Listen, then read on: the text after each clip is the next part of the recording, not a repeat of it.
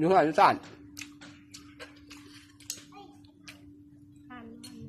กองแจงดีเว้ยกองแจงดีเลยน้องสาวมาเด้อพี่น้องเด้อ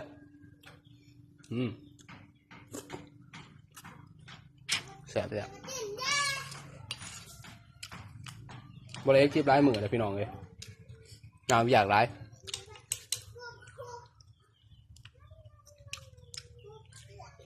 นี่ก็เฮ็ดเองพี่น้องเลยอากาศถอนไร้อยู่บ้านก็ดี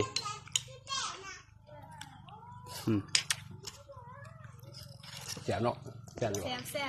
ชี้มืออายมันปวดนะโยม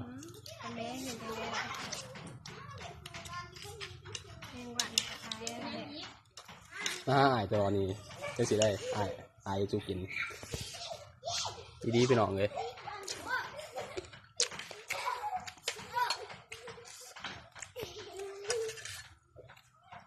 จับกล่องนี่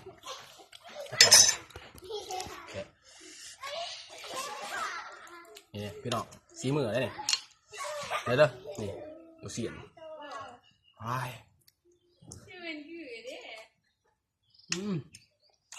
มาเด้อยืนหันสั่งนี่เกา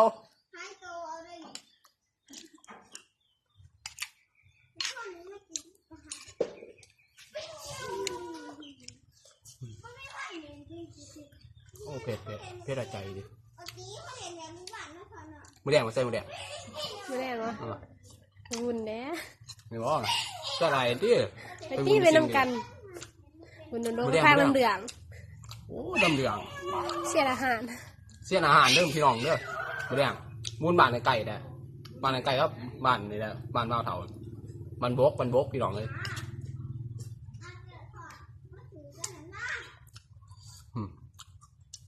สิเบิร์ดได้นี่เจ้าจะได้กินบ่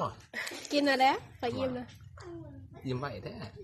น้อยอายกินก็พอละยังอายก็ไปจับล็อกต้องสาวอายนะมาหาขู่อีกสิว่าอายพี่น้องเลยซื้อมือเลย